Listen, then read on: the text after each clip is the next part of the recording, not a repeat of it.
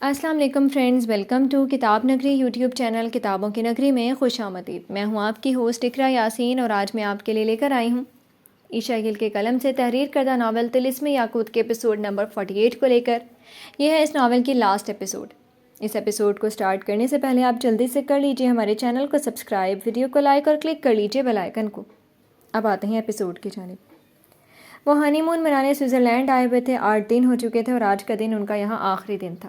کل ان کی واپسی کی فلائٹ تھی۔ سنٹربیل نرم گرم بیڈ پر نیم دراز ٹی وی دیکھ رہی تھی کیونکہ افغان باہر گیا ہوا تھا اور وہ بور ہو رہی تھی، مگر جلد ہی وہ واپس چلا آیا۔ میں تمہارے لیے کچھ لایا ہوں۔ شاپر اس کے سامنے رکھے، خود بھی اس کے سامنے بیٹھتے ہوئے وہ بولا۔ کیا لائے ہو؟ اس نے اشتیاق سے پوچھا۔ یہ تم خود دیکھ لو۔ اس کا کہنا تھا کہ سنٹربیل نے شاپر میں موجود اس کی لائی ہوئی چیز نکالی تو وہ کالے رنگ کی آف شولڈرز فراک تھی۔ استغفر اللہ افغان، تم میرے لیے یہ لائے ہو؟ آنکھیں پھاڑے وہ ننھی منی فراک کو دیکھتی بولی۔ کیا یار، استغفر اللہ تو ایسے کہہ رہی جیسے میں تمہارے لیے نہیں بلکہ اپنے لیے لایا ہوں۔ وہ بولا تو سنجبیل کو ہنسی آ گئی۔ تم اسے پہن کر بہت برے لگو گے۔ اس نے ایک نظر فراک اور ایک نظر افغان کو دیکھتے ہوئے کہا۔ اور تم اسے پہن کر بہت اچھی لگو گی۔ اس کا یہ کہنا اس کو بتلا گیا کہ وہ اسے اس فراک میں دیکھنا چاہتے ہیں۔ لیکن افغان، میں اسے کیسے پہن سکتی ہوں؟ میں نہیں پہن سکتی۔ اس نے کبھی ایسا لباس نہیں پہنا تھا، تبھی اسے سوچ سوچ کے شرم آئی جا رہی تھی۔ تم نہیں پہن سکتی تو میں پہنا دوں کیا؟ وہ شوق ہوا۔ افغان، میرا مطلب ہے کہ میں نے ایسا لباس پہلے کبھی نہیں پہنا۔ اس نے اپنا مطلب سمجھایا۔ پہلے نہیں پہنا تو اب پہن لو، وہ بھی میرے لیے۔ افغان کی بات پہ وہ سوچوں بھری نگاہوں سے ہاتھوں میں پکڑی فراک کو دیکھنے لگی۔ سوچ کیا رہی ہو؟ پہن کر آؤ نا زیب، میرے لیے پلیز۔ اب کہ وہ ایسے لہجے میں بولا کہ اس سے انکار نہ ہو پایا، وہ چپ چاپ اٹھی اور واش روم چلی گئی۔ تھوڑی ہی دیر بعد جب وہ باہر نکلی تو نظریں جھکائے ہوئی تھی۔ افغان کھڑکی کھولے باہر ہوتی برف باری کو انجوائے کر رہا تھا۔ اتنے سرد موسم میں بھی وہ صرف شرٹ پہنے ہوئے تھا، نہ کوئی جرسی نہ کوئی کوٹ۔ ان کے بیڈ کے پیچھے کی ساری دیوار کھڑکی پر مشتمل تھی جو کھلی ہوئی تھی۔ کھڑکی کے آگے ٹیرس تھی، جبکہ سامنے کھڑے پہاڑ اور برف باری انہیں بے حد حسین نظارہ پیش کر رہی تھی۔ وہ اس منظر میں کھویا ہوا تھا جب عقب سے آتی آہٹ پر وہ چونکا اور پلٹ کر دیکھا تو پھر دیکھتا ہی رہ گیا۔ بازوؤں اور گلے سے بے نیاز پیروں کو چھوتی کالی فراک میں وہ اس قدر حسین لگ رہی تھی کہ اگر وہ اس حسن کو قاتلانہ حسن کہتا تو کچھ غلط نہ تھا۔ اس کالے لباس میں اس دودیال بازو اور بھی حسین لگ رہے تھے۔ وہ اسے دیکھتا مکان کے انداز میں بیڈ سے اٹھا اور چلتا ہوا اس کے قریب آ کھڑا ہوا۔ بی بی، you are looking so hot. اس کے کانوں سے لب جوڑتا وہ بولا تو سنجبیل کے بدن میں جھرجھری پیدا ہوئی۔ And so pretty. باقی کی تعریف اس نے کان سے ذرا دور ہو کر اسے اوپر سے نیچے تک دیکھتے ہوئے کی۔ دیکھ لیا؟ اب میں چینج کرنے اس کی نظروں سے بچنے جو اس کی سانسوں کو اتھل پتل کر رہی تھی اور ارادے کو بھانپتے ہوئے جلدی سے بول کر جانے ہی لگی تھی کہ افغان نے اچانک سے اسے اپنی باہوں میں اٹھا لیا، چند قدم واپس چلا اور پھر اسے بیڈ پر لے آیا۔ جب وہ اس کے قریب آتا تھا تو وہ گویا ایک کٹ پتلی بن جاتی تھی، جو وہ کہتا تھا وہی کرتی تھی اور جو وہ چاہتا تھا اسے کرنے دیتی تھی۔ اس کو لٹانے کے بعد اس نے ایک ایک کر کے اپنی شرٹ کے سارے بٹن کھولے اور اسے پرے پھینک دیا، اور پھر اس کے قریب آنے سے قبل آگے بڑھ کے کھڑکی بند کر دی، جس کی 2 وجوہات تھیں۔ ایک تو سنجبیل کو بہت سردی لگ رہی تھی، دوسری یہ کہ وہ نہیں چاہتا تھا کہ ان دونوں کو کوئی دیکھے، اور کوئی دیکھ بھی نہیں سکتا تھا چاہے کھڑکی نہ بھی بند کرتا۔ تمہیں اس طرح میرے سوا کوئی دیکھے، چاہے وہ یہ پہاڑ ہوں، اور تمہیں اس طرح کوئی چھوئے، چاہے وہ یہ ہوا ہو، مجھے منظور نہیں۔ تم صرف میری ہو اور تمہیں یوں دیکھنے کا حق بھی صرف میرا ہے، صرف میرا ہے زیب۔ تھینک یو جانم میرا کہا پورا کرنے کے لیے۔ وہ یقیناً اس لباس کی بات کر رہا تھا جسے اس نے پہن کر دکھا دیا۔ آج افغان نے لائٹ بند نہیں کی تھی کیونکہ وہ اس کی خوبصورتی کو اس خوبصورت لباس میں جی بھر کر دیکھنے کا خواہش مند تھا۔ افغان نے اس کے دل کے مقام پر اپنے ہونٹ رکھ دیے اور سنجبیل کو لگا جیسے اس کے دل میں بلاسٹ ہوا ہو اور دل دھڑکنا بھول گیا ہو۔ کمرے میں جہاں کچھ دیر قبل انتہا کی ٹھنڈ محسوس ہو رہی تھی، اسی کمرے میں اب دونوں کو اپنا آپ جلتا محسوس ہو رہا تھا۔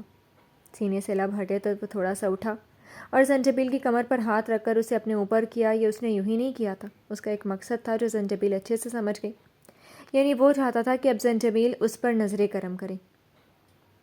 اسے بے حد شرم آ رہی تھی، اس لیے بس وہ اس کے سینے میں منہ چھپا گئی، جبکہ افغان نے مسکراتے ہوئے اس کے گرد اپنی باہوں کا گھیرا تنگ کر دیا۔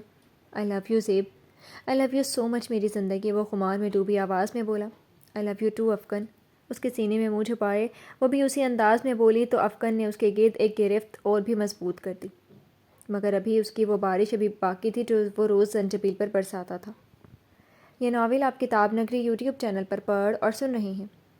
ان کی شادی کو 3 مہینے گزر چکے تھے اور زندگی میں سب بہت اچھا چل رہا تھا۔ افغان کی محبت نے زنجبیل کو ایک نیا روپ دیا تھا۔ اس کی خوبصورتی دن بدن بڑھتی ہی جا رہی تھی، چہرہ چمک اٹھا تھا اور بھرا بھرا معلوم ہوتا تھا۔ چہرے پر ایسی رونق ہر وقت احاطہ کیے ہوتی تھی کہ دیکھ کے دل خوش ہو جائے۔ وہ ہر وقت مسکراتی رہتی تھی اور اس کی یہ مسکراہٹ دیکھ کر سب اس کے یوں ہی آباد رہنے کی دعا کرتے۔ وہ جو لاپرواہ سی بالکل سادہ رہا کرتی تھی، اب افغان کے لیے ہلکا پھلکا میک اپ اور جیولری پہنے رکھتی تھی، یعنی ہر وقت نقصک سے تیار۔ وہ اپنے شوہر کا دل خوش کیے رکھتی تھی۔ جب وہ امید سے تھی، یہ خبر کچھ روز قبل جب ڈاکٹر نے اسے اور افغان کو سنائی تو دونوں کی خوشی کا کوئی ٹھکانہ ہی نہ رہا۔ مہرو کو تو جب سے اس کی پریگننسی کا پتہ چلا تھا، وہ تو اس کے صدقے واری ہوئی جا رہی تھی۔ ہر تھوڑی دیر بعد ملازمہ سے کہہ کر اس کے لیے کبھی جوس تو کبھی فروٹس منگوا لیتی اور پھر زبردستی کھلاتی بھی، اسے کسی کام کو ہاتھ نہ لگانے دیتی۔ سب کی اتنی محبتوں پر وہ بھی نہال ہوئی جا رہی تھی اور اپنے مالک کا شکر ادا کرتے نہیں تھکتی تھی۔ تم دونوں کو یوں ہنستا مسکراتا اپنی زندگی میں خوش باش دیکھ کر میرے دل کو سکون مل جاتا ہے۔ سب ایک جگہ موجود تھے اور آپس میں باتیں کرتے ہوئے چاروں کیرم کھیل رہے تھے جب سارم کی کسی بات پر زنجبیل اور افغان قہقہہ لگا کر ہنس پڑے، جبکہ سوار نے بمشکل اپنی ہنسی دبائی۔ بس اب یہ سکون مجھے تم دونوں کی طرف سے بھی مل جائے، تم دونوں کے سروں پر بھی جلد صحرا سج جائے۔ اب کہ وہ سارم اور زوار کی بات کر رہی تھی۔ میں تو تیار ہوں اماں سائیں، آپ انہیں تیار کریں، اس نے زوار کو ٹھہوکا دیتے ہوئے مہرو سے کہا۔ اس کو تیار کرنے کی ضرورت نہیں ہے، سمجھو یہ راضی ہے، بس تیاریاں ہماری طرف سے ہونی ہیں۔ اور لڑکی؟ اس کا کوئی ذکر نہیں اماں سائیں، کیا میری شادی آپ نے بنا لڑکی کی کروا دینی ہے؟ مہرو کی بات پر وہ شرارتاً بولا تو اب کی بار بھی سب ہنس پڑے۔ لڑکی کی آپ فکر نہ کریں، وہ ہم نے آپ کے لیے پسند کر رکھی ہے۔ کہیں تو دکھائیں یا صرف نام سننے پر ہی اکتفا کریں گے، کیونکہ اسے دیکھ تو آپ نے ہی رکھا ہے۔ زنجبیل نے بھی ایک اہم بات بتاتے ہوئے اپنا حصہ ڈالا، جس پر مہرو اور باقی سب مسکرائے، یعنی وہ جانتے تھے کہ وہ لڑکی کون ہے۔ سب کے بیچ پہلے بات ہو چکی تھی، بس زوار ہی انجان تھا۔ تم نے کہیں رشتے کروانے کا کام تو شروع نہیں کر لیا؟ لڑکی کا نام پوچھنے کے بجائے اس نے الٹ ہی بات کی۔ لڑکی صرف میری ہی نہیں بلکہ سب کی پسند کی ہے، لیکن اگر اس سب میں آپ کی پسند بھی شامل ہو جائے تو کیا ہی بات ہے۔ اچھا تو پھر بتاؤ کون ہے وہ جسے میری بہن نے پسند کیا ہے؟ اب کہ اس نے بنا دیری کیے پوچھا تو زنجبیل نے آنکھیں مٹکائی اور بولی، جو ہم نے آپ کے لیے پسند کی ہے وہ لڑکی ہے دورِ نجف۔ آخر میں وہ ڈرامائی انداز میں گویا ہوئی تو زوار کو کرنٹ لگا۔ کیا؟ دورِ نجف؟ وہ حیرت سے زیر لب بڑبڑایا۔ جی دورِ نجف۔ اس کی حیرت کی وجہ سب جانتے تھے، مگر وہ تو شادی شدہ ہے۔ وہ ایک شادی شدہ لڑکی کا انتخاب بھلا کیوں کر رہے تھے اس کے لیے؟ اس کے تو سر پہ سے یہ ماجرا گزرا، کچھ سمجھ نہ آیا۔ وہ شادی شدہ ہے نہیں بلکہ تھی۔ مہرو کی طرف سے جواب ملا۔ انہوں نے تھی پر زور ڈالا تھا۔ تھی مطلب؟ وہ سمجھ تو گیا تھا کہ تھی کا مطلب کیا ہوتا ہے، مگر اس کے پوچھنے کا مقصد ہے سے تھی کہ سبب جاننا ہے۔ تھی کا مطلب یہ کہ ان کی کافی عرصہ پہلے علیحدگی ہو چکی تھی، زنجبیل نے بتایا۔ اور اوہ، زوار صرف اتنا ہی کہہ سکا، شاید یہ ایک لفظ اس کی طرف سے افسوس کا اظہار تھا۔ حماد بھائی نے دوسری شادی کر لی تھی، سبب یہ کہ وہ بہت سیدھی سادی اور سادگی پسند تھی، حجاب اوڑھے رکھتی تھیں، بہت کم کسی کے سامنے جاتی تھیں۔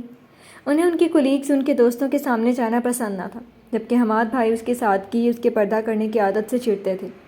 انہیں سجی سوری بولڈ انڈیپینڈنٹ لڑکیاں پسند تھیں، سو انہوں نے اپنی پسند کی لڑکی چن لی، مگر دورِ نجف نے اس پہ بھی سوائے رونے کے ان سے کوئی شکوہ نہ کیا، بلکہ التجا کی کہ طلاق جیسا دھبا اس کے سپرد نہ کریں۔ وہ غیر اہم بن کر ہی ان کے گھر اپنی زندگی گزار لے گی، مگر وہ ان کے ساتھ نہیں رہنا چاہتے تھے تبھی طلاق دے دی۔ زوار نے سبب پوچھا نہ تھا، مگر زنجبیل چاہتی تھی کہ وہ ان سے دورِ نجف کے متعلق کچھ بھی نہ چھپائے، سب کے سامنے ہی بول پڑی، کیونکہ باقیوں کو بھی وجہ پہلے ہی بتا چکی تھی۔ تو پھر کیا خیال ہے آپ کا اس کے بارے میں؟ ہم سب میں سے تو کسی کو کوئی اعتراض نہیں ہے، اگر آپ کو ان کی شادی شدہ ہونے پر اعتراض ہے یا ویسے بھی نہیں پسند تو بتا دیں، ہم کوئی اور دیکھ لیں گے۔ اگر وہ ہاں کہتا تھا تو زنجبیل کا ارادہ ہتھیلی پر سرسوں جمانے کا تھا، اور یہ اندازہ اس کی باتوں سے سب کو ہو رہا تھا۔ اس نے کہہ تو دیا تھا کہ اگر زوار کو اعتراض ہے تو منع کر سکتا ہے، مگر وہ دل سے چاہتی تھی کہ دورِ نجف زوار کی دلہن بن کر اس حویلی میں آئے، جبکہ زوار بھلا کیسے انکار کرتا، اس کا دل تو پہلے ہی اس پر آیا ہوا تھا۔ اسے دورِ نجف کے طلاق شدہ ہونے سے فرق نہیں پڑتا تھا، کیونکہ اس میں اس کا کوئی قصور نہ تھا، وہ واقعی بہت اچھی تھی، یہ تو اسے دیکھ کر ہی ہر کوئی بتا سکتا تھا، مگر وہ یوں ایک دم سے ہاں کیسے کہتا؟ تبھی بولا، تم کیا کہتی ہو؟ اس کا زنجبیل سے پوچھنا اتنا تو ظاہر کر گیا تھا کہ وہ انکار کرنے کا ارادہ نہیں رکھتا۔ میری تو بہت خواہش ہے کہ وہ میری بھابھی بن کر آئے۔ جب اس نے زوار کو بھائی مانا تھا تو دورِ نجف کو بھی بھابھی ہی ماننا چاہتی تھی۔ اور اماں سائیں آپ کیا کہتی ہیں؟ اب کہ وہ مہرو کی طرف ہوا۔ میرا جواب پتہ تو ہے ہی تمہیں، مجھے اس بچی کے لیے اعتراض ہوتا تو میں اس کی بات بھلا تم سے کرتی ہی کیوں؟ یعنی ان کی طرف سے بھی ہاں ہی تھی۔ میرے بھائی، ہم دونوں کو بھی کوئی اعتراض نہیں، اس لیے ہماری طرف ہونے سے بہتر ہے کہ تم اپنے رضامندی ظاہر کرو جو تم کرنا چاہتے ہو، مگر تم سے ہو نہیں رہی۔ وہ سارم اور افغان کی رضامندی جاننے کو ان کی طرف ہوا تو اسے پوچھنے کے لیے تیار دیکھ کر افغان بول اٹھا، اور اس کی آخری بات پر سبھی معنی خیز سا مسکرائے۔ جب آپ سب کو کوئی اعتراض نہیں تو مجھے بھی نہیں۔ اسے تو خیر اعتراض پہلے سے ہی نہیں تھا۔ یہ ہوئی نا بات، زنجبیل خوشی سے چلائی۔ بس اماں سائیں، اب آپ حامی بھرے تاکہ اس حویلی میں پھر سے روشنیاں جگمگائیں۔ زنجبیل ان کی طرف ہوئی، اس کا اشارہ شادی کی تیاریوں کے لیے ہاں کرنے کا تھا۔ میری طرف سے ہاں ہی ہاں ہے۔ میں تو خود چاہتی ہوں جلد از جلد حویلی میں مزید رونقیں اتر آئیں۔ جانتے تو سبھی تھے ان کا جواب پھر بھی زنجبیل کا پوچھنا بنتا تھا۔ دل خوش کر دیا یار تم نے، اور اسی خوشی میں چلو ایک اور گیم لگاتے ہیں۔ سارم نے کیرم بورڈ پہ پاؤڈر چھڑکا اور سب کو گیم کی طرف متوجہ کیا۔ سب ایک بار پھر ہنستے بولتے کیرم کھیلنے لگے تو محروم مسکرا کر سب کو دیکھنے لگی۔ ان سب میں سب سے گہری مسکراہٹ زوار کی تھی، جس کی توجہ گیم سے زیادہ درِ نجف کی سوچ کی طرف تھی۔ یہ ناول آپ کتاب نگری یوٹیوب چینل پر پڑھ اور سن رہے ہیں۔ ماشاءاللہ دن بدن پیاری ہوتی جا رہی ہو۔ آج درِ نجف آئی ہوئی تھی، اس کی شادی کے بعد وہ آج آئی تھی۔ اس سے ملنے اور اسے دیکھ کر حیران ہی رہ گئی کہ وہ تو کھلکھلاتی، صحت مند اور رونق سے بھرپور چہرے والی زنجبیل بن چکی ہے۔ لگتا ہے افغان کی محبت کافی راس آ رہی ہے۔ اس کی بات پر وہ شرما گئی۔ اف، تم بھی کیسی باتیں کرتی ہو؟ کم از کم تم تو مجھے یوں نہ چھیڑو۔ کیوں نہ چھیڑو؟ میرا افغان کا نام لے کر چھیڑنے سے تمہارے چہرے پہ جو حسین رنگ آئے ہیں وہ میں دوبارہ کیوں نہ دیکھوں بھلا؟ اب کہ وہ پہلے سے بھی زیادہ شوق لہجے میں بولی اور اسے بازو پہ چٹکی کاٹی۔ تم بیٹھو، میں ابھی آتی ہوں تمہارے لیے کچھ لے کر، کیونکہ یہ ملازمہ تو پتہ نہیں کدھر رہ گئی ہے۔ اسے شرم آ گئی تھی، سو وہ بہانہ بنا کر بھاگ گئی، جبکہ درِ نجف اس کی اس حرکت پر ہنس پڑی، مگر وہ یہ نہیں جانتی تھی کہ زنجبیل شرما کر نہیں بھاگی، بلکہ اس کے اسے اکیلا چھوڑ کے جانے کے پیچھے کوئی اور مقصد تھا۔ کیا میں اندر آ سکتا ہوں؟ تبھی کھلے دروازے پر دستک ہوئی۔ اس نے مڑ کر دیکھا تو زوار کھڑا تھا۔ وہ بھلا کیوں اندر آنا چاہتا تھا؟ یہ سوال اس کے دماغ میں پیدا ہوا، مگر اس نے صرف سر ہلا کر اندر آنے کی اجازت دے دی۔ کیسی ہیں آپ؟ مسکراتا چہرہ لیے اس نے پوچھا۔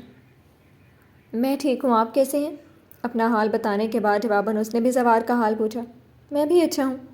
میں یہاں آپ سے ایک ضروری بات کرنے آیا ہوں، اگر اجازت ہو تو کروں؟ اس نے درِ نجف کی طرف اجازت طلب نگاہوں سے دیکھا۔ وہ بھلا اس سے کیا بات کرنے آیا تھا؟ یہی سوچتی وہ اسے اجازت دینے کو بولی۔ جی کہیے۔ اجازت ملنے پر اس نے گلا کھنکھار کر خود کو بولنے کے لیے تیار کیا۔ میں نہیں جانتا زنجبیل نے آپ سے بات کی ہے یا نہیں، مگر میں اپنی طرف سے آپ سے ضرور آپ کی رضامندی جاننا چاہتا ہوں۔ وہ کس رضامندی کی بات کر رہا تھا، وہ الجھی اور پوچھ بھی ڈالا۔ کیسی رضامندی؟ وہ سمجھ گیا کہ زنجبیل نے اس سے بات نہیں کی تھی۔ زنجبیل چاہتی ہے کہ آپ اس حویلی کی بہو بن جائیں۔ اس نے اپنا نام لینے کے بجائے بات دوسرے انداز میں کہی، مگر ایسے کہ اسے آسانی سے سمجھ آ جائے، اور اسے سمجھ بھی آ گئی تھی۔ تبھی متحیر سی آنکھیں پھیلائے اسے دیکھنے لگی۔ اور میں بھی یہی چاہتا ہوں۔ بات کو طویل کرنے کے بجائے مختصر بات کروں گا۔ کیا آپ مجھ سے شادی کریں گی درِ نجف؟ آج پہلی بار زوار نے اس کے سامنے اس کا نام لے کر اسے مخاطب کیا تھا۔ شادی کی بات سے تو جھٹکا لگا ہی، اس کے منہ سے اپنا نام سن کر دل میں عجیب سا احساس جاگا، جس پر وہ حیران ہوئی۔ مجھے کوئی جلدی نہیں ہے، آپ جتنا چاہیں سوچنے کے لیے وقت لیں۔ میرے بارے میں اگر آپ نہیں جانتی تو آپ زنجبیل سے پوچھ سکتی ہیں، ہر تسلی کر سکتی ہیں میرے متعلق۔ اس کی خاموشی پہ وہ بولا، جبکہ درِ نجف کو تو سمجھ ہی نہیں آ رہی تھی کہ کیا بولے۔ اتنی اچانک وہ آیا اور اس سے شادی کی بات کر ڈالی۔ میں آپ کو لے کر کوئی تسلی نہیں کرنا چاہتی، میں جانتی ہوں آپ کو، مگر شاید آپ کو میرے بارے میں علم نہیں۔ وہ اپنی ٹوٹی ہوئی شادی کی بات کرنا چاہ رہی تھی۔ سب علم ہے مجھے، سب جاننے کے بعد ہی آپ کے پاس آیا ہوں۔ آپ کی زندگی میں جو ہوا اس کے مجھے دکھ ضرور ہے، مگر اس کو لے کر مجھے کوئی ایشو نہیں ہے۔ میں سب جاننے کے باوجود آپ کو اپنی زندگی میں شامل کرنا چاہتا ہوں، کیونکہ میں یہ بھی جانتا ہوں کہ آپ کا اس سب میں کوئی قصور نہیں۔ اور ویسے بھی، اس نے چند لمحوں کا توقف کیا تو درِ نجف کچھ بے چین ہوئی کہ وہ رک کیوں گیا۔ اور ویسے بھی مجھے آپ اچھی لگتی ہیں۔ زوار کافی اسٹریٹ فارورڈ تھا، تبھی بات لمبی چوڑی کرنے کے بجائے صاف صاف بولتا گیا۔ اس کی آخری بات پر درِ نجف کی جو نظریں جھکی ہوئی تھیں وہ اٹھیں اور زوار کی نظروں میں جھانکنے لگی۔ جتنی محبت و احترام سے وہ اسے دیکھ رہا تھا، اس سے ظاہر ہو رہا تھا کہ واقعی وہ اس کے لیے احساسات رکھتا ہے۔ دیکھیں، اگر آپ کو کوئی بڑا ہوتا تو ان سے بات ہو جاتی، مگر اب آپ سے ہی بات کرنی تھی، جسے بھی کرنی تھی، تو میں نے سوچا یہ بات میں خود کر لوں۔ اگر آپ کو میرا بات کرنا برا لگا تو اس کے لیے میں معذرت چاہتا ہوں۔ اس کی خاموشی پہ بار بار اسے ہی بولنا پڑ رہا تھا، اور اس خاموشی سے اسے لگا شاید اسے کچھ برا لگ گیا۔ آپ پلیز معذرت مت کریں، مجھے کچھ برا نہیں لگا۔ میں بس سمجھ نہیں پا رہی کہ کیا جواب دوں، آپ نے اتنی اچانک یہ بات کہہ دی۔ زوار کا معذرت کرنا اسے بالکل اچھا نہ لگا، تبھی جلدی سے بولی تو وہ مسکرایا۔ میں نے شادی کا سوال اچانک پوچھ لیا، مگر آپ پہ لازم نہیں ٹھہرتا کہ آپ کو بھی ابھی جواب دینا ہے۔ میں نے کہا نا کہ آپ وقت لینا چاہتے ہیں، سو لے لیجیے۔ اگر آپ کا جواب ہاں ہوگا تو مجھے دل و جان سے خوشی ہوگی، اور اگر نہ ہوگا تو دکھ تو ہوگا، مگر آپ سے کوئی شکوہ نہیں، کیونکہ یہ آپ کا حق ہے۔ وہ اسے وقت دے رہا تھا، اسے اس کا حق بتا رہا تھا، اس سے احترام اور اتنے خوبصورت انداز میں بات کر رہا تھا، درِ نجف کا دل جہاں آنکھیں بند کر کے منظوری دیتے۔ خدا اسے ایک اچھے محبت کرنے والے انسان کا ساتھ نصیب کرنا چاہتا ہے، یہ تو اس کی خوش قسمتی تھی، اور وہ اس خوش قسمتی کا منہ نہیں موڑنا چاہتی تھی۔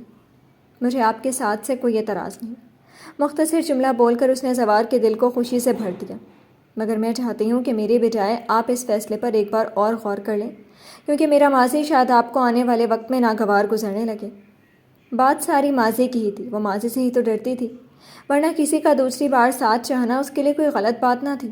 یہ اس کا حق تھا کہ اس کی ایک شادی کامیاب نہیں ہوئی تو وہ دوسری بھی کر سکتی ہے، مگر اس نے تو تنہا رہنے کا ارادہ کر لیا تھا، کیونکہ دوسری بار وہ ایسی تکلیف سے نہیں گزرنا چاہتی تھی۔ نہ جانے کون کیسا نکل آئے، مگر زوار ظہور شاہ کیسا انسان تھا پورا گاؤں جانتا تھا۔ ایسا کبھی نہیں ہوگا، جو ہو گیا اس کا ذکر کرنے کا کوئی فائدہ نہیں۔ آپ مجھ پر یقین رکھیں، آپ کو ماضی تو کیا کسی بھی حوالے سے کوئی تکلیف نہیں پہنچاؤں گا۔ میں آپ کو بہت خوش رکھوں گا، یہ میرا وعدہ ہے آپ سے۔ جو اس نے کہا اس کے بعد تو کسی قسم کے شک کی گنجائش باقی رہتی ہی نہیں تھی، اس کا ایک ایک حرف سچ بن کر نکل رہا تھا۔ مجھے آپ پر یقین ہے زوار۔ اس کا دل اس کے ایک ایک حرف کے سچ ہونے کی گواہی دے رہا تھا، تبھی خود کو یہ بولنے سے روک نہ پائی، جبکہ زوار کے ہونٹوں پر اس کی بات سے زیادہ خود کا نام پکارنے پر مسکراہٹ مچل آئی۔ مجھے لگا آپ مجھے اے جی او جی سنیے جی کہہ کر بلایا کریں گی، مگر آپ نے میری یہ غلط فہمی دور کر دی۔ وہ شرارت پہ اترا تو اپنے ہاتھوں کی انگلیاں مروڑتی وہ شرم کے مارے نظریں پھیر گئی۔ آپ پلیز زنجبیل کو بلا دیں۔ وہ زوار کے سامنے کھڑی نہیں ہو پا رہی تھی، تبھی بولی۔ زنجبیل کے کمرے سے جانے کا مقصد اسے اب سمجھ میں آیا تھا۔ جو آپ کا حکم ہماری ہونے والی مسز۔ وہ جاتے جاتے ایک بار پھر شرارت کر گیا تو درِ نجف اتھل پتھل ہوتی دھڑکنوں کو سنبھالنے کی کوشش کرنے لگی۔ تو پھر کیا بات ہوئی میرے بھائی سے؟ کچھ ہی دیر بعد زنجبیل ٹپکی تو اسے شرمادہ دیکھ کر شرارت سے گویا ہوئی۔ زوار اسے بتا چکا تھا اس کی رضامندی، تبھی تو وہ اس سے اس طرح بات کر رہی تھی۔ بدتمیز، تم مجھے اکیلے چھوڑ کر کیوں چلی گئی تھی؟ وہ جو بیڈ پر بیٹھ چکی تھی زنجبیل کی کلاس لینے کو اٹھ کھڑی ہوئی۔ تمہیں یوں اکیلا چھوڑ کر نہ جاتی تو بات کیسے ہو پاتی تم دونوں کی؟ ویسے زوار ہیں بہت اچھے، تمہیں بہت خوش رکھیں گے۔ خیر بتاؤ نا کہ کیا کہہ رہے تھے وہ؟ اب کے زنجبیل اسے چٹکی کاٹتی بولی۔ زنجبیل کی بچی، تم مجھے چھیڑ کیوں رہی ہو؟ اس نے کوشن اٹھا کر زنجبیل کو دے مارا۔ اچھا جی، تم مجھے افغان کے حوالے سے چھیڑو تو ٹھیک، اور میں تمہیں زوار کے حوالے سے چھیڑوں تو غلط۔ زنجبیل فرش پر گرا کوشن اٹھا کر بیڈ پر رکھتی بولی۔ ہاں تو میں تو تمہارے شوہر کے حوالے سے چھیڑ رہی ہوں۔ ہاں تو میں بھی تو تمہیں تمہارے ہونے والے شوہر کے حوالے سے ہی چھیڑ رہی ہوں نا، وہ بھی دو بدو بولی تو اب کے درِ نجف کچھ بول نہ پائی، صرف مسکرا گئی۔ میں بہت خوش ہوں تمہارے لیے میری پیاری دوست۔ اس کی مسکراہٹ دیکھ کر زنجبیل کو بہت سکون ملا، اور میں بھی، مختصر جملے میں وہ بھی اپنی خوشی بتا گئی۔ یہ ناول آپ کتاب نگری یوٹیوب چینل پر پڑھ اور سن رہے ہیں۔ درِ نجف کی طرف سے ہاں کیا ہوئی مہینے بعد ہی حویلی میں بینڈ باجے بج اٹھے۔ زوار درِ نجف جبکہ سارم فاریہ کو بیوی بنا کر حویلی کی خوشیوں میں مزید اضافے کا اور اپنی زندگی میں مزید خوشیوں کا سبب بننے کو لے آیا۔ سب بہت خوش تھے اپنی اپنی زندگی میں۔ درِ نجف اور فاریہ یوں تھی جیسے بچپن سے یہ یہیں رہ رہی ہوں، سب سے گھل مل گئی تھی، مگر ان کے آنے سے زنجبیل کی حیثیت میں کوئی فرق نہیں آیا تھا۔ سب اس سے اتنی ہی محبت کرتے تھے جتنی کہ پہلے، اور رہا افغان، اس کی دیوانگی میں تو دن گزرنے کے ساتھ ساتھ اور بھی اضافہ ہوتا جا رہا تھا، جبکہ زنجبیل سے اس کی شدت پسند محبت سنبھالے نہیں سنبھل رہی تھی۔ افغان واقعی ٹھیک کہتا تھا کہ میں تمہیں اتنی محبت دوں گا کہ تم سنبھال نہیں پاؤ گی۔ یہ ناول آپ کتاب نگری یوٹیوب چینل پر پڑھ اور سن رہے ہیں۔ کیسی لگ رہی ہوں؟ سلک کی لال ساڑی پہنے جس کی سائڈ سے اس کا پیٹ اور کمر جھانک رہی تھی، پیروں میں ساڑی سے ہم رنگ ہائی ہیل تھی، بالوں کا جوڑا کیے، کانوں میں سنہری آویزیں پہنے، آنکھوں میں کاجل اور ہونٹوں پہ لال ہی لپسٹک لگائے، وہ جانا اپنے محبوب کو اپنے حسن سے قتل کرنے کے در۔ ہائے، یہ رنگ پہن کر اس دیوانے کی جان لینے کا ارادہ ہے کیا؟ دل پر ہاتھ رکھ کر بیڈ پر گرتا وہ نوٹنکی کرتا بولا، مگر سچ بھی یہی تھا کہ اس رنگ میں زنجبیل کو دیکھ کر وہ پاگل ہونے کو تھا، مگر اسے خود پر قابو رکھنا تھا، کیونکہ آج ان کا کینڈل لائٹ ڈنر تھا اور وہ بھی اپنے ہی کمرے میں، تبھی تو اس نے یہ ساڑی پہن لی تھی، ورنہ ایسا لباس وہ باہر کہاں پہن کر جا سکتی تھی۔ توبہ ہے افغان، یہ مرنے مرانے کی باتیں مت کیا کرو میرے ساتھ۔ کان کی ایک آویزے کی ہک کافی تنگ تھی، تبھی وہ اسے نکال کر کھلی کرتی بولی، نہیں کرتا بیگم، پر تم بھی تو یوں تیار ہونے کے بعد مجھ سے دور رہنے والا ظلم نہ کیا کرو۔ دہائی دینے والے انداز میں وہ گویا ہوا۔ دور کہاں ہوں افکن، پاس سے تو ہوں۔ آئینے سے مسکرا کر پیچھے بیڈ پر بیٹھے افکن کو دیکھتی وہ آویزہ پہننے لگی جب وہ اٹھ کر اس کے قریب آیا اور اس کے ہاتھ سے آویزہ لے کر اس کے کان میں پہنا دیا۔ شکریہ جناب۔ وہ شکریہ ادا کر کر سائڈ سے ہو کر آگے بڑھنے لگی جب افکن نے اس کے سامنے ہو کر اس کا راستہ بند کیا۔ زنجبیل نے آنکھوں ہی آنکھوں میں پوچھا کہ کیوں روکا؟ تو وہ دبی دبی مسکراہٹ لیے اس کے لال ہونٹوں کی جانب دیکھنے لگا۔ زنجبیل اس کا ارادہ بھانپ کے بھاگنے کو ہوئی مگر وہ سامنے دیوار بنا کھڑا تھا، سو یہ کوشش ناکام ہوئی۔ افکن نے اپنا انگوٹھا اس کے ہونٹوں سے لگا کر واپس کھینچا اور اسے چند لمحے دیکھنے کے بعد اپنے ہونٹوں سے لگا کر چوم گیا، اور ایسا کرنے سے کچھ لالی اس کے ہونٹوں پر بھی لگ گئی۔ مائی سویٹ وائف، گھبرانے کی ضرورت نہیں ہے، آج آپ کا اتنا پیارا میک اپ میں خراب کرنے کا کوئی ارادہ نہیں رکھتا، تبھی اسی پر گزارا کر لیا۔ وہ ایک آنکھ دباتا اپنا انگوٹھا اسے دکھاتا بولا تو اس نے شکر کیا کہ آج تو کم از کم وہ اس کی تیاری خراب نہیں کرنے والا۔ اتنی جلدی کیا ہے ڈنر کی؟ وہ پھر سے ٹیبل کی طرف جانے لگی تو افکن نے اسے کمر سے پکڑ کر روکا اور پھر ساڑی سے ڈھانکتے اس کے پیٹ پر اسے لپسٹک لگے انگوٹھے کے ساتھ ایک چٹکی کاٹی۔ آؤچ! افکن اتنی زور سے کیوں کاٹا؟ بے اختیار کرا اس کے منہ سے نکلی تو افکن کو اس کے تاثرات سے احساس ہوا کہ واقعی اس نے زور سے چٹکی کاٹ دی ہے، تبھی جلدی سے بولا، oh sorry I am really sorry, کیا زیادہ درد ہو رہا ہے؟ اس نے فکر مندی سے پوچھا تو وہ لٹکے ہوئے منہ سے بولی، ہاں بہت۔ وہ معصومیت سے بولی تو افکن نیچے جھکا اور اس درد کا مداوع کرنے کی خاطر اس کاٹی جگہ پر اپنے لب رکھ دیے۔ لبوں کی کچھ لال زنجبیل کے پیٹ کو بھی اپنا رنگ دے گئی۔ وہ اٹھا سیدھا ہوا اور بولا، کیا اب ایک مسکراہٹ مل سکتی ہے یا ابھی بھی درد ہے؟ افکن نے اس سے ایک مسکراہٹ کی فرمائش کی تو وہ ایک ادا سے مسکراتی بال پیچھے کو جھٹکتی بولی، کیسی لگی میری اداکاری؟ اور پھر کھلکھلا کر ہنستی بھاگ کھڑی ہوئی کیونکہ وہ افکن کے خطرناک تیور دیکھ چکی تھی۔ زنجبیل کی بچی رکو ذرا تم۔ وہ بھی اس کے پیچھے بھاگا اور اس لال پری کو کمر سے پیٹ تک بازوؤں کے ذریعے اٹھا کر کمرے میں گول گول چکر کاٹنے لگا۔ افکن بس مجھے چکر آ رہے ہیں۔ اس کے چکروں کا سن کے افکن نے اسے چھوڑا ورنہ شاید اسے لیے جھومتا ہی رہتا۔ زنجبیل کی کنڈیشن ایسی تھی کہ اسے چکر تو نہیں آتے تھے مگر وومٹنگ ہونے لگتی تھی۔ مہرو اور افکن اس کے کھانے پینے کا بہت خیال رکھتے تھے، تبھی اسے کمزوری چھو کر نہیں گزری تھی جو چکر آتے مگر جی ضرور متلاتا رہتا تھا۔ تم ٹھیک ہو نا؟ زیادہ چکر تو نہیں آ رہے؟ وہ متوقع سا پوچھتا اسے بٹھانے لگا مگر وہ نہ بیٹھی اور بولی، ٹھیک ہوں، پریشان مت ہو میرے پیارے خاوند۔ افکن کی ٹھوڑی چھوتے وہ پیار سے بولی۔ وہ اکثر اسے بیگم بیگم کہہ کر بلاتا تھا تو وہ بھی خاوند کہہ کر حساب برابر کرتی تھی۔ پتہ ہے زیب، جب سے تم نے مجھے یہ خوشخبری سنائی ہے تب سے میرے احساسات ہی اور ہو گئے ہیں۔ میں باپ بن جاؤں گا، ایک ننھا سا وجود میرے ہاتھوں میں آئے گا۔ جب وہ تھوڑا سا بڑا ہوگا تو مجھے بابا جان یا ابا سائیں کہہ کر بلائے گا۔ مجھ سے تو انتظار ہی نہیں ہوتا اس دن کا۔ زنجبیل کی پریگننسی کو 2.5 مہینے ہو چکے تھے اور افکن اکثر ایسی باتیں کیا کرتا تھا، اسے اپنے احساسات بتانے کی کوشش کیا کرتا تھا۔ وہ بچہ جو ابھی اس دنیا میں آیا بھی نہیں تھا، جسے آنے میں ابھی 6.5 مہینے باقی تھے، اس کے متعلق بات کرتے ہوئے افکن کی آنکھوں میں محبت کا سمندر ٹھاٹھے مار رہا ہوتا تھا۔ ویسے تم کیا کہتی ہو، ہماری پہلی اولاد بیٹی ہو یا بیٹا؟ اس کے پیٹ کے گرد بازوؤں کا ہار بنا کر اس کے کندھے پر اپنی ٹھوڑی رکھتے ہوئے اس نے پوچھا، چاہے بیٹا ہو یا بیٹی، مگر ہمیں تو دونوں سے برابر کی محبت ہوگی نا، ایک کے لیے زیادہ اور ایک کے لیے کم تو نہیں؟ اس کی بات بھی ٹھیک تھی۔ اچھا اگر بیٹا ہوا تو کیا نام رکھیں گے اور اگر بیٹی ہوئی تب کیا؟ بس اب افکن کے اسی متعلق سوال شروع ہو چکے تھے۔ اسی بارے میں ابھی میں نے سوچا نہیں ہے، اور بعد میں سوچ لیں گے نا افکن، ابھی چلو ڈنر کرتے ہیں، ٹھنڈا ہو رہا ہے اور بہت بھوک بھی لگ گئی ہے مجھے۔ اس نے افکن کے ہاتھ پیچھے ہٹا کر اسے کلائی سے پکڑا اور ٹیبل تک لے آئی جہاں مختلف قسم کی ڈشز سجی ہوئی تھیں۔ کینڈلز جل جل کے آدھی ہو چکی تھیں، باقی کی آدھی ان کی ڈنر ختم کرنے تک ہو جانی تھی۔ افکن نے کمرے کی لائٹس بند کی اور پھر دونوں صرف کینڈل لائٹ میں ڈنر کرنے لگی۔ یہ ناول آپ کتاب نگری یوٹیوب چینل پر پڑھ اور سن رہے ہیں۔ زنجبیل نائٹ گاؤن پہنے سونے کی تیاریوں میں تھی جبکہ افکن زوار اور سارم کے ساتھ صحن میں تھا۔ تینوں بھائی انگیٹھی جلائے اس کے گرد بیٹھے نہ جانے کون سی خوشگپیوں میں مصروف تھے۔ بیگمات اپنے اپنے کمروں میں تھیں۔ زنجبیل ہاتھوں اور بازوؤں پر لوشن لگانے کے بعد سائڈ لیمپ آف کر کے لیٹنے کو تھی جب ایک مدہوش کر دینے والی خوشبو سانسوں سے ٹکرائی اور پھر ساتھ ہی کسی نے پکارا، ساشا! وہ چونکی بلکہ اچھل ہی پڑی اس پکار پر۔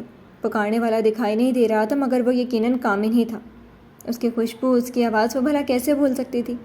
اور اس کا ساشا پکارنا ہی اس کے یہاں ہونے کا ثبوت تھا۔ کامن، یہ تم ہو نا کامن؟ وہ جانتی تھی پھر بھی پوچھ بیٹھی۔ اس کی آواز میں لڑکھڑاہٹ تھی، خوشی تھی، جوش تھا۔ ہاں میں ہوں، اب کہ اس نے 3 لفظوں میں اپنے ہونے کا یقین دلایا اور پھر اس کے سامنے ظاہر ہو گیا بنا اس کے کہے۔ ایک واحد وہ تھی جس کے سامنے وہ اپنے اصل روپ میں تب بھی ظاہر ہوا اور اب بھی اور ہمیشہ اسی کے سامنے ہونا چاہتا تھا۔ اوہ کامن، تم! اس کو دیکھ کر گویا اس کی آنکھوں کو ٹھنڈک نصیب ہوئی۔ اس کا حسین چہرہ، اس کی حسین آنکھیں، وہ کتنی ہی دیر اس حسن کے پیکر کو دیکھتی رہی۔ تم اتنے مہینوں بعد یہاں؟ اتنے عرصے بعد میں تمہاری آواز سن رہی ہوں، دوسری دنیا کے کسی اپنے سے بات کر رہی ہوں۔ تم آج اچانک، تم پہلے کیوں نہیں آئے؟ اس سے سوال کرتی وہ بھرائی آواز میں بولی۔ میں تو آج بھی نہ آتا اگر تمہارے اپنوں کی اداسی بے چین نہ کرتی۔ تم تو یہاں آ کر ہمیں فراموش ہی کر بیٹھی۔ اس نے شکوہ کیا تو زنجبیل نے نظریں چرا کر اس کے شکوے کو بجا قرار دیا۔ میرے ماں بابا کیسے ہیں؟ یہ وہ ضروری سوال تھا جو اس کا پوچھنا بنتا تھا۔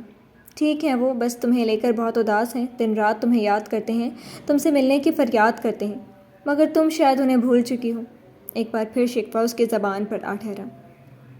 ایسا نہیں ہے کامل، ہاں مانا کہ میں اس دنیا کے اپنوں کے سنگ مگن ہو گئی ہوں، مگر اس کا یہ مطلب نہیں کہ میں تم سب کو بھول گئی ہوں۔ تم سب کو میں بھلا کیسے فراموش کر سکتی ہوں؟ اس نے وضاحت پیش کی۔ اچھا تو پھر ملنے کیوں نہیں آئی؟ اس نے ایک اہم سوال اٹھایا۔ میں کیسے آتی اور کب آتی؟ تم نہیں جانتے کامل کہ جب میں وہاں سے واپس آئی تو میرے ساتھ کیا ہوا؟ جب آئی تو اس سے اگلے روز تایا ابا اور عباد ہم سب کو ہمیشہ کے لیے چھوڑ کر چلے گئے، اور پھر اس کے کچھ دنوں بعد مجھ پر ایک پہاڑ ٹوٹا۔ جانتے ہو کامل، میں جس شخص کی بیوی بن کر رہ رہی تھی وہ تو ایک قاتل تھا، اور اس نے کسی اور کا نہیں بلکہ میرے اماں اور ابا سائیں کا قتل کیا تھا۔ ہاں کامل، قاتل کوئی اور نہیں بلکہ رائم تھا۔ مونا خالہ اور رائم ماں بیٹے نکلے، دونوں نے مل کر میرے ساتھ دھوکہ کیا۔ یہ بتاتے ہوئے اس کی آنکھوں میں آنسو آ چکے تھے، بلکہ آ تو تب کے چکے تھے جب کامل نے اپنے یہاں ہونے کا یقین دلایا تھا، اب تو بہنا شروع ہوئے تھے۔ کامل اس کی اتنی بڑی بات سننے کے بعد بھی وہی تاثرات لیے کھڑا تھا۔ تمہیں حیرت نہیں ہوئی؟ اسے حیرت نہیں ہوئی تھی، یہ دیکھ کر زنجبیل حیرت سے گویا ہوئی۔ حیرت اس بات پر ہوتی ہے جس کا پہلے علم نہ ہو، اور اس کی اس بات پر زنجبیل جو کھڑی تھی بیڈ پر گرنے کے سے انداز میں بیٹھ گئی۔ اس کا مطلب تمہیں پہلے سے پتا تھا؟ اوہ میرے خدایا، تمہیں پہلے سے پتا تھا کہ میرے ماں باپ کا قاتل کون ہے؟ وہ حیرت میں لپٹی آواز میں بولی۔ ہاں۔ تو پھر تم نے مجھے بتایا کیوں نہیں کامل؟ کیوں نہیں بتایا کہ رائم نے مارا ہے میرے ماں باپ کو؟ میں اتنا عرصہ اپنے ماں باپ کے قاتل کے ساتھ رہتی رہی، اسے اپنا سب سے بڑا ہمدرد اور سگا سمجھتی رہی۔ بتاؤ، جواب دو، کیوں تم نے بھی مجھے دھوکے میں رکھا؟ بولو نا، چپ کیوں ہو؟ وہ کافی جذباتی ہو چکی تھی، اور اسے جذباتی پن میں اس کامل کے سینے پر مکوں کی برسات کر دی، جس سے اس کے مضبوط سینے کو کوئی فرق نہیں پڑتا تھا۔ اگر وہ شرٹ پہنے ہوئے ہوتا تو وہ ضرور اس وقت اس کا کالر کھینچے یہ سوال کر رہی ہوتی۔ یہ غلط ہے کہ میں نے اتنے عرصے سے تمہیں دھوکے میں رکھا، کیونکہ تمہارے ماں باپ کو جس نے مروایا وہ رائم ہے۔ یہ مجھے بھی ہماری دنیا میں آنے سے کچھ دن پہلے ہی معلوم ہوا، جب میں تمہاری جاسوسی کے لیے آیا اور یہ دونوں ماں بیٹے کو آپس میں باتیں کرتے سنا۔ یہ بات میں نے ملکہ کو بتائی تو انہوں نے مجھے چپ رہنے کو کہا، کیونکہ وہ چاہتی تھی کہ تم اپنے ماں باپ کے قاتل کو خود تلاش کرو۔ تبھی انہوں نے تمہیں اتنا بتا دیا کہ قاتل ظہور شاہ نہیں بلکہ کوئی اور ہے۔ لیکن پھر بھی اگر تم نہ جان پاتی، ہم تمہیں ایسے انسان کے ساتھ اپنی زندگی کے مزید دن برباد نہ کرنے دیتے۔ مگر یہ اچھا ہوا کہ وقت پر ہی اس کی حقیقت سامنے آ گئی۔ کامل نے اپنی پوزیشن کلیئر کرنی چاہیے، اور وہ دن پتہ نہیں کس جنم میں آتا۔ تم دونوں تو نہ جانے کب تک مجھ سے یہ حقیقت چھپائے رکھتے۔ وہ تو خالو کا احسان ہے مجھ پر کہ انہوں نے دونوں کی باتیں ریکارڈ کر لی اور مجھ تک پہنچائی، ورنہ مجھے تو کبھی پتہ ہی نہ چلتا۔ وہ طنزیہ لہجے میں بولی تو کامل مسکرایا۔ تم مسکرا کیوں رہے ہو؟ یہاں اس کا دل جل رہا تھا اس کے اور ملکہ کے سر چھپائے رکھنے پر، اور وہ غصے کا اظہار کر رہی تھی، مگر وہ جواباً مسکرا رہا تھا۔ میں تم سے کچھ پوچھ رہی ہوں، مسکرا کیوں رہے ہو؟ جواب نہ ملا تو اس نے اپنا سوال دوبارہ دہرایا۔ میں مسکرا اس لیے رہا ہوں کیونکہ تم اس بات سے انجان ہو کہ ان دونوں کی باتیں تمہارے خالو نے نہیں بلکہ میں نے ریکارڈ کی تھی۔ کامل نے کھڑے کھڑے اس کے وجود پر بم پھوڑا۔ وہ ریکارڈنگ خالو نے نہیں کامل نے کی تھی، یہ جان کر اس کا سر چکرایا۔ وہ جو کب سے اس پر طنز کر رہی تھی، چلا رہی تھی، اصل میں اسی نے اس پر یہ احسان کیا تھا۔ اسے اب سمجھ میں آئی تھی کہ جب وہ خالو کا شکریہ ادا کرتی رہی تب تک وہ نظریں چرا کر نفی میں سر کو جنبش کیوں دیتے رہے۔ یعنی وہ یہ بتانا چاہ رہے تھے کہ انہوں نے یہ احسان نہیں کیا، وہ اس شکریہ کے حقدار نہیں ہیں۔ اس روز پاس پڑے موبائل کا خود آن ہونا، ریکارڈنگ ہونا، سب خالو اپنی آنکھوں سے دیکھتے رہے، مگر حقیقی معنوں میں تب چونکے اور گھبرائے جب موبائل خود بخود ان کی جیب میں چلا گیا۔ انہوں نے یہی سمجھا کہ کوئی ان دیکھی مخلوق ہے تو زنجبیل کی مدد کرنا چاہتی ہے۔ وہ ڈر تو گئے تھے، مگر آہستہ آہستہ ان کا ڈر جاتا رہا۔ مگر کامل، تم نے کیسے؟ اسے اب سمجھ نہ آئے کہ کیا بولے۔ وہ شرمندہ ہوئی۔ میں آیا تھا اس روز، بلکہ اس سے پہلے بھی آتا رہا۔ ملکہ تمہارے وہاں آنے سے کے شروع کے دنوں میں تمہاری خبر رکھنا چاہتی تھیں، تمہارے ماں باپ کا اصرار تھا، تبھی میں آتا رہا۔ اس روز جب وہ یہ باتیں کر رہے تھے تو میں خود کو ریکارڈنگ کرنے سے روک نہ پایا۔ اور اس طرح حیرت سے مت دیکھو، مجھے موبائل استعمال کرنے کی بے نہ صحیح الف تو آتی ہی ہے۔ اسے گھورتا پا کر اس نے پہلے موبائل والی بات کلیئر کی۔ مجھے لگا یہی وقت ہے جب سب تمہیں اپنے کانوں سے سن لینا چاہیے۔ یہی وقت ہے جب تمہیں اپنی زندگی کا سب سے بڑا فیصلہ کر لینا چاہیے کہ تمہیں کس انسان کے ساتھ رہنا ہے، ایک قاتل اور دھوکے باز انسان کے ساتھ، یا ایک محبت کرنے والے سچے انسان کے ساتھ۔ کیونکہ بھلے ملکہ چاہتی تھی کہ تم خود قاتل تلاش کرو، مگر میں تمہاری مدد ضرور کرنا چاہتا تھا۔ میں نے ملکہ کی بات کا مان رکھا اور تمہیں منہ سے ایک حرف نہ بتایا، مگر دوسرے طریقے سے تمہیں قاتل تک ضرور پہنچا دیا، تمہیں سچ کے سامنے لا کھڑا کیا۔ اس لیے وہ سارے احسان جو تم اپنے خالو کے مان رہی تھی، اب میرے مانو، اور اپنے سبھی الفاظ واپس لیتے ہوئے مجھ سے کہو کہ کامن مجھ سے غلطی ہوگی، مجھے معاف کر دو، تم بہت اچھے ہو، تم کسی کو دھوکہ نہیں دے سکتے۔ آخری چند باتیں کامن نے غیر سنجیدگی سے کہیں تو وہ بھی اس کی غیر سنجیدگی محسوس کرتی بولی، میں واقعی تمہارا یہ احسان نہیں بھولوں گی کامن، تم نے مجھے سچ کے سامنے لا کھڑا کیا، ورنہ میں تو نہ جانے کب تک جھوٹ میں جیتی رہتی۔ میں تم سے معافی مانگ نہیں ساشا، بالکل نہیں، تم اچھے سے جانتی ہو کہ میں یوں ہی کہہ رہا تھا، میں تمہاری معافی کا طلبگار بالکل نہیں ہوں، کامن نے اسے ٹوکا، بلکہ میں تو خوش ہوں تمہارے لیے کہ تم اپنی اصل جگہ، اپنی اصل خوشی کی طرف لوٹ آئیں۔ تمہیں خوش دیکھ کر میں بہت خوش ہوں اور ہمیشہ اس خوشی کے برقرار رہنے کا دعا گو رہوں گا۔ وہ اپنائیت سے گویا ہوا تو زنجبیل نم آنکھوں سے مسکرائی، تم واقعی بہت اچھے ہو کامن، اور میرے سب سے اچھے دوست ہو، تم نے اپنی دوستی کا خوب فرض نبھایا ہے۔ وہ جانتی تھی کہ اس نے دوستی نہیں بلکہ محبت کا فرض نبھایا تھا، مگر وہ اس ذکر کو نہیں چھیڑنا چاہتی تھی، اور چھیڑنا تو کامن بھی نہیں چاہتا تھا۔ میں جانتا ہوں کہ میں کتنا اچھا ہوں، مگر تم اب میری تعریفیں کرنا بند کرو اور میری بات سنو۔ تم اب اپنی زندگی میں خوش و خرم ہو، تمہارے پاس اپنوں کو دینے کے لیے وقت ہی وقت ہے، تو تبھی میں سب کی اداسی دیکھ کر یہاں آیا ہوں تمہیں لینے، کہ کچھ وقت دور بیٹھے اپنوں کی نظر بھی کر دوں۔ وہ اسے لینے آیا تھا، یہ جان کر جہاں اس کا چہرہ کھلا تھا وہیں مان بھی پڑ گیا۔ میں تمہارے ساتھ جانا چاہتی تو ہوں کامن، مگر میں افکن سے اجازت لیے بغیر نہیں جا سکتی، مجھے پہلے اس سے بات کرنی ہوگی۔ جانتی ہوں وہ آسانی سے نہیں مانے گا، اسے منانے میں وقت لگے گا، مگر میں منا لوں گی اور تم سب کے پاس ضرور آؤں گی۔ کامن مسکرایا، جسے جانتا ہو کہ یہی جواب سننے کو ملے گا۔ جو محبت کرتے ہیں نا ساشا، ان کا دل کبھی بھی اپنی محبوب کو خود سے اتنی دور بھیجنے کو نہیں مانتا۔ افکن بھی نہیں چاہے گا تم اس سے اتنی دور جاؤ، کیونکہ اس کے دل میں ایک ڈر ہوگا کہ نہ جانے تم خیریت سے وہاں پہنچو کہ بھی یا نہیں، وہاں سے واپس آ پاؤ کہ بھی یا نہیں۔ اگر ان دو چیزوں کا ڈر نہ ہو تو کوئی بھی راضی ہو جائے تمہیں ہماری دنیا میں بھیجنے کو۔ کامن بالکل ٹھیک کہہ رہا تھا۔ تم ٹھیک کہتے ہو کامن، محبوب کو خود سے اتنی دور بھیجنے کو دل کب راضی ہوتا ہے بھلا، مگر افکن کو راضی ہونا پڑے گا، کیونکہ وہ میری دنیا ہے، وہاں میرے اپنے ہیں، تم ہو، ماں بابا ہیں، ملکہ ہیں، اور میری دوست شانیفہ۔ وہ آزردگی سے گویا ہوئی، مگر میں تو راضی ہو گیا تھا تمہیں دور بھیجنے کے لیے، بھلے دل نے لاکھ دہائیاں دی تھی کہ تمہیں روک لوں ہمیشہ کے لیے۔ وہ بات جو اس نے روکے رکھی تھی منہ سے نکل آئی، یہ اس نے جان بوجھ کر نہیں کیا تھا۔ کتنا کرب ناچ رہا تھا کامن کی آنکھوں میں، زنجبیل کے پاس اس بات کا کوئی جواب نہ تھا، تبھی وہ نظروں کا رخ بدلے کھڑی رہی۔ خیر تم ابھی میرے ساتھ نہیں چل سکتی تو کوئی بات نہیں ساشا، مگر بس ایک بات ضرور یاد رکھنا کہ تم جب بھی آؤ گی تمہارے استقبال میں مجھے سب سے آگے پاؤ گی۔ اپنا بہت خیال رکھنا، جلد ملاقات ہوگی تم سے اسی پہاڑ پر جہاں پر ہم پہلی بار ملے تھے۔ وہ واپس جانے کو تھا، تب میں تم سے ملی تو تم میرے لیے ایک انجان تھے، اب میں تم سے ملوں گی تو یہ اجنبیت ہرگز نہیں ہوگی، کیونکہ اب ہماری ملاقات دوست کی حیثیت سے ہوا کرے گی۔ زنجبیل بار بار اسے دوست کہہ کر اس کے دل کو شاید تھپکیاں دے کر سمجھا دینا چاہتی تھی کہ محبت کو سائڈ پر رکھ دے۔ اس کی بات پر وہ مسکرایا، اور یہ مسکراہٹ زبردستی کی تھی۔ کاش کہ ہمارے بیچ یک طرفہ محبت اور یک طرفہ دوستی کا رشتہ نہ ہوتا۔ میں تمہیں دوست سے بڑھ کر سمجھتا ہوں اور تم مجھے دوست سے کم نہیں سمجھتی۔ وہ حسرت سے صرف یہ سوچ کر رہ گیا۔ انتظار رہے گا تمہارا، جلد آنا ساشا، اپنا خیال رکھنا، خدا حافظ۔ خدا حافظ کہتا وہ 2 قدم پیچھے کو ہوا۔ میں ضرور آؤں گی اور جلد آؤں گی کامن، تم بھی اپنا خیال رکھنا، خدا حافظ۔ زنجبیل کا خدا حافظ بولنا تھا کہ وہ ساتھ ہی نگاہوں سے اوجھل ہو گیا۔ کاش کامن، کاش تمہیں مجھ سے محبت نہ ہوئی ہوتی۔ یہ کہتی وہ ایک گہری سانس خارج کرتی بیڈ پر آ بیٹھی اور آنکھیں موند گئی، کیونکہ اوجھل ہونے سے قبل اس نے کامن کی آنکھوں میں اسی کے لیے محبت، اس کے نہ ملنے کا غم اور شدید حسرت کا بہتا دریا دیکھا تھا۔ یہ ناول آپ کتاب نگری یوٹیوب چینل پر پڑھ اور سن رہے ہیں۔ رات افکن کمرے میں لیٹ آیا، اور اس کے آنے سے قبل وہ سو چکی تھی، اور پھر دن بھر سب کے ساتھ ہونے کے سبب اس کے دوسری دنیا میں جانے کے متعلق افکن سے کوئی بات نہیں ہو پائی تھی۔ ابھی وہ لوگ باہر گئے ہوئے تھے ڈنر کے لیے۔ ڈنر کے بعد افکن نے اسے شاپنگ کروائی، جو کہ سراسر افکن کی ہی پسند تھی، کیونکہ زنجبیل منع ہی کرتی رہی، مگر وہ اسے کپڑے، جوتے، جیولری اور نہ جانے کیا کیا لے کر دیتا رہا۔ شاپنگ سے فارغ ہو کر وہ آئس کریم شاپ کی طرف آئے۔ آئس کریم کھاؤ گی؟ افکن نے پوچھا تو اس نے فوراً سر ہلا دیا۔ آئس کریم کو وہ بھلا کیوں منع کرنے والی تھی؟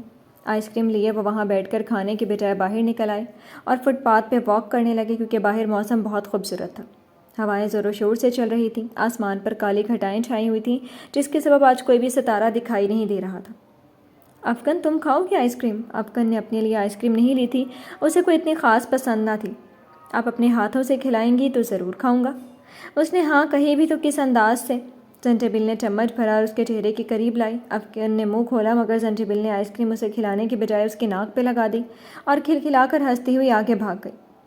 زیب! وہ چلایا اور ٹیشو سے ناک صاف کرتا اس کے پیچھے بھاگا۔ وہ اپنے دھیان میں بھاگ رہی تھی اور مڑ مڑ کر افکن کو دیکھ رہی تھی، مگر تبھی اس کا پاؤں میں اڑا اور وہ اوندھے منہ گرنے کو ہوئی۔ جب افکن نے جلدی سے اسے تھام لیا، وہ گرنے کو ہوئی تو افکن کی جان نکلنے بھی آئی۔ وہ سنبھلی تو اس کی جان میں جان آئی۔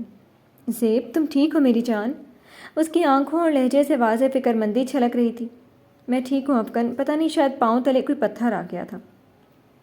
اس نے لاپرواہ سے لہجے میں یوں کہا جیسے یہ کوئی بڑی بات نہ ہو، تاکہ افکن کی پریشانی کم ہو۔ تمہیں میرے ساتھ شرارتیں کرنی ہوتی ہیں، بے شک کرو، مگر یوں بھاگا مت کرو، ابھی کتنا برا گرنے والی تھی تم۔ وہ اسے محبت بھری ڈانٹ پلاتا بولا۔ دیکھو اب تم اکیلی نہیں ہو، تمہارے ساتھ ایک اور جان جڑ چکی ہے، اس لیے تمہیں اپنا ڈبل خیال رکھنا ہے، کیونکہ تمہیں کچھ ہوا تو نقصان اسے بھی پہنچے گا، اور میں ہرگز نہیں چاہتا کہ تم دونوں کو ذرا سی بھی تکلیف پہنچے۔ وہ ٹھیک کہہ رہا تھا۔ اچھا ٹھیک ہے افکن، میں اب احتیاط کروں گی، بس تم پریشان نہ ہو، اور مجھے ڈانٹ کھلانے کے بجائے آئس کریم کھلا دو، کیونکہ میری آئس کریم تو گئی۔ اس نے زمین پہ اوندھے پڑے کپ کی طرف اشارہ کیا تو وہ مسکرایا۔ بہت اچھا ہوا، یہ تمہیں مجھے آئس کریم نہ کھلانے کی سزا ملی ہے۔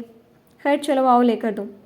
مزے سے کہتے وہ پھر سے اسے لیے واپس آیا، اور آئس کریم کھانے کے بعد وہ کچھ دیر اپنی گاڑی کے ساتھ ٹیک لگائے کھڑے ہو گئے، کیونکہ ابھی وہ حویلی نہیں جانا چاہتے تھے، ابھی اس حسین موسم کو انجوائے کرنا چاہتے تھے، اور ابھی زنجبیل کو اس سے بات بھی تو کرنی تھی۔ تبھی بولی، افکن مجھے تم سے ایک ضروری بات کرنی ہے۔ اس کے کندھے سے سر ٹکائے کھڑی وہ بولی۔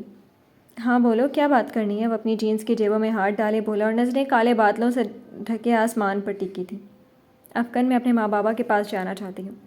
وہ ذرا ڈرتے ڈرتے بولی تو افکن جو تھوڑا ٹیک لگائے ہوئے تھا ایک دم سیدھا ہوا اور اس کی طرف دیکھا۔ بس چند دنوں کے لیے؟ اور وہ اس کے دیکھنے پر جلدی سے بولی، آر یو سیریس؟ ماتھے پر سلبٹیں ابھری تھیں۔ دیکھو افکن، مجھے معلوم ہے تم منع ہی کرو گے، مگر دیکھو جال گھر کے باہر میری تم سے پہلے بھی اس بارے میں بات ہو چکی ہے، تم مان گئے تھے، اس لیے اب انکار مت کرنا۔ وہ افکن کے منہ سے انکار سن کر اداس نہیں ہونا چاہتی تھی، مگر اس کی اجازت کے بغیر بھی وہ اب کچھ نہیں کرنا چاہتی تھی، کیونکہ افکن سے زیادہ اسے کوئی عزیز نہ تھا، افکن سے بڑھ کر اس کے لیے کوئی نہ تھا۔ میں مانا نہیں تھا زیب، میں نے بس تمہاری بات پر خاموشی اختیار کر لی تھی، کیونکہ میں نے سوچا تم ابھی وہاں سے لوٹی ہو، دل اداس ہے شاید، تبھی کہہ رہی ہو، تبھی جذباتی ہو رہی ہو، مگر بعد میں تم اپنی اس دنیا کو چھوڑ کر جانے کا قطعی نہیں سوچو گی۔ اس نے اس کی غلط فہمی دور کی کہ وہ مان گیا تھا، مگر تم نے غلط سوچا افکن، اور یہ بھی غلط کہا کہ میری اپنی دنیا، کیونکہ میری اپنی اصل دنیا تو دوسری دنیا ہے، مگر میں پھر بھی اسی دنیا کو اپنا مانتی ہوں جہاں میں پلی بڑھی، جہاں تم سب ہو میرے ساتھ۔ مگر اس حقیقت کو جھٹلایا تو نہیں جا سکتا نا کہ اصل میرا وہی ہے۔ اس کی بات سے وہ انکاری نہیں تھا، وہ بھی جانتا تھا کہ اس کی اصل دنیا وہی ہے، مگر اسے رہنا اسی دنیا میں ہے جہاں وہ خود اور باقی سب ہیں۔ جو بھی ہے زیب، مگر میرا دل راضی نہیں تمہیں اتنی دور بھیجنے کو۔ میں جا سکتا ہوتا تو تمہاری خاطر تمہیں لے کر چلا جاتا، اور اپنے ساتھ ہی لے کر بھی آتا، مگر تمہیں اکیلے بھیجنے کو دل واقعی نہیں مان رہا۔ افکن کا لہجہ بتا رہا تھا کہ وہ اسے اداس نہیں کرنا چاہتا، مگر جو بھی کہہ رہا ہے اس کی فکر کے ہاتھوں مجبور ہو کر۔ میں اکیلی نہیں ہوں افکن، وہاں سب ہوں گے، سب سے بڑھ کر میرے ماں بابا جو مجھے دیکھنے کو ترس رہے ہیں۔ مجھے کون سا اکیلے کوئی سفر کرنا ہے؟ جال گھر سے سیدھا کوچہ کوشک پہ موجود ہوں گی، ایک لمحے میں یہاں سے وہاں، اور بھی ابھی واپس بھی ایسے ہی آؤں گی، ایک لمحے میں وہاں سے یہاں۔ سفر تو واقعی اسے کوئی نہیں کرنا تھا، آنا جانا اس کے لیے بے حد آسان تھا، یوں جیسے آنکھ بند کر کے ایک جگہ سے دوسری جگہ آنکھ کھول بھی لے لینا، پلک جھپکنے تک کا کھیل تھا۔ مگر پھر بھی زیب، میں جو یہاں ہر لمحہ اس فکر میں رہوں گا کہ واپس آؤ گی بھی یا نہیں۔ اسے بس یہی تو ڈر تھا۔ وہ مسکرائی۔ افکن، جب ہمیں ہمارا واپس آنا ناممکن سا دکھائی دیتا تھا، واپس تو ہم تبھی آ گئے تھے نا، تو پھر اب بھلا کیسا ڈر؟ یہ مسکراہٹ اس کے ڈر کو دل سے نکال دینے کا اشارہ تھا۔ اور اگر وہاں تمہیں کسی نے روک لیا تو؟ کہا کہ مت جاؤ یہیں رہو تو؟ وہ یقیناً اس کے ماں بابا کی بات کر رہا تھا۔ تو میں انکار کر دوں گی، کہوں گی ایسا نہیں ہو سکتا، میں کبھی نہیں رکوں گی، میں لوٹ آؤں گی وہاں جہاں میرا افکن ہے، وہ افکن جو میرا سب کچھ ہے۔ وہ افکن کا ہاتھ اپنے ہاتھوں میں لیتی بولی تو افکن کا دل بالکل اسی لمحے مان گیا، مگر صرف اپنی بیوی کی خوشی کی خاطر، ورنہ ڈر تو دل میں اب بھی تھا۔ میں نے اپنے ماں بابا سے وعدہ کیا افکن، میں نے اپنی دوست سے بھی وعدہ کیا، اور میں اپنا وعدہ کبھی نہیں توڑنا چاہتی۔ میں جب جاؤں گی تب ان سے دوبارہ ملنے کا یہ وعدہ کر کے آؤں گی۔ تو مجھے جانے سے روکو گے تو نہیں نا؟ وہ مان چکا تھا، یہ اس کی خاموشی اور آنکھوں سے ہی ظاہر ہو چکا تھا، مگر وہ آئندہ کی بات کر رہی تھی۔ اس بار ہوا پھر دیکھیں گے اس دوبارہ کو۔ وہ مان چکا تھا اور منہ سے بھی آخر بول ہی دیا۔ سنجبیل جانتی تھی اس نے تبھی ایسا کہا ہے کیونکہ وہ ایک بار اسے واپس صحیح سلامت لوٹا دیکھنا چاہتا ہے۔ وہ آ جائے گی تو اس کے بعد سے اس کا ڈر بالکل ختم نہیں مگر کافی حد تک کم ضرور ہو جائے گا اور وہ آئندہ کے لیے بھی مان جائے گا۔ اوہ تھینک یو افغان، تم کتنے اچھے ہو۔ اس کے ہاتھوں کی پشت کو باری باری لبوں سے لگا کر شکریہ کر کے اپنی خوشی کا اظہار کرنے لگی۔ اب زیادہ مکھن مت لگاؤ اور میری بات سنو، تمہیں جال گھر کے اندر تک میں خود چھوڑ کر آؤں گا، تم اکیلی نہیں جاؤ گی۔ تم 4 دن سے زیادہ نہیں رکو گی، 2 دن اپنے دوست کے پاس اور 2 دن اپنے ماں بابا کے پاس، بس اس سے زیادہ کی میں تمہیں اجازت نہیں، اور اگر ضد کی تو بڑھانے کی بجائے ایک ایک دن مزید کم کر دوں گا، اور تم اپنا بہت زیادہ خیال رکھو گی، یہ تمہارے جانے کی لازمی شرط ہے، سمجھ گئی؟ وہ مستحکم لہجے میں اسے دیکھتا بول رہا تھا جو اس کی ہر بات پر سر ہلا رہی تھی، بالکل کسی چھوٹے بچے کی طرح۔ جی سمجھ گئی، میں آپ کے ساتھ ہی وہاں تک جاؤں گی، 4 دن سے زیادہ بالکل نہیں رکوں گی، اور ہاں اپنا بہت خیال رکھوں گی۔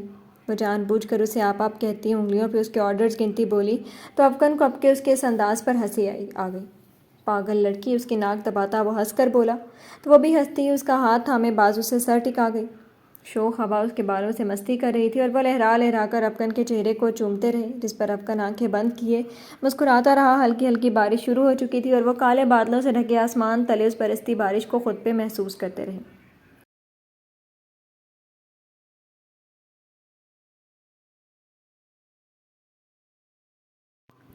زندگی بھی کتنے عجیب اور مشکل امتحان لیتی ہے، ایسے حالات میں لا کھڑا کرتی ہے انسان کو کہ اس کے سمجھنے بوجھنے کی صلاحیت ہی کھو جاتی ہے، وہ کرنا کیا چاہتا ہے اور کر کیا چاہتا ہے۔ میں بھی اپنی زندگی کے ساتھ نہ جانے کیا کیا کرتی رہی، بلکہ میں تو شاید کچھ نہیں کر رہی تھی، جو کیا وقت نے کیا میرے ساتھ۔ میری زندگی پہ اگر کوئی کتاب لکھی جائے تو اس کا نام ہونا چاہیے وقت کا کھیل یا پھر وقت کا مسافر۔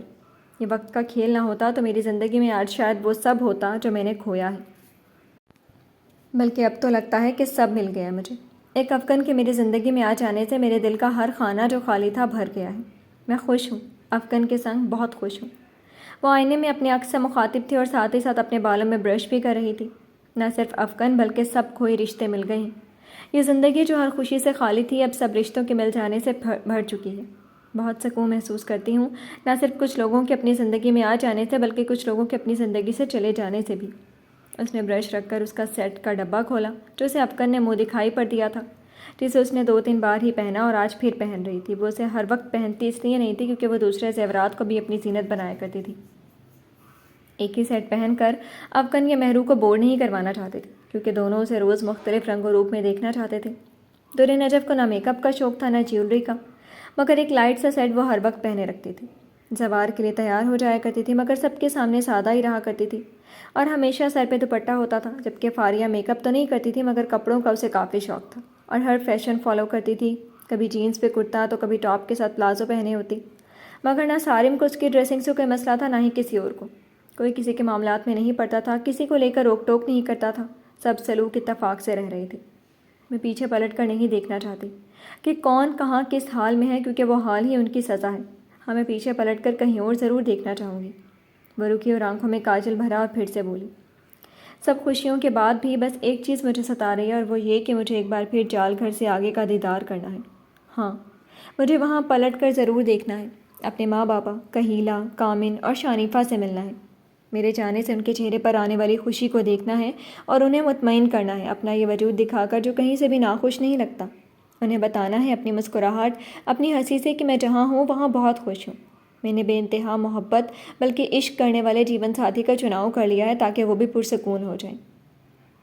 کاجل لگ چکا تھا، اب کہ اس نے ڈریسنگ سے ڈارک پنک لپسٹک اٹھائی اور ہونٹوں کو رنگنے لگی۔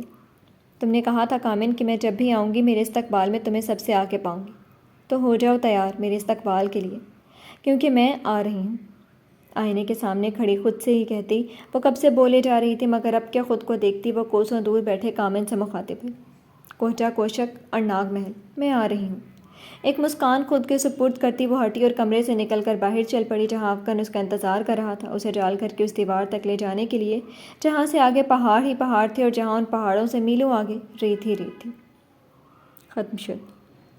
جی تو فرینڈز، کیسی لگی آپ کو ناول کے لاسٹ ایپیسوڈ اور کیسا لگا آپ کو یہ ناول؟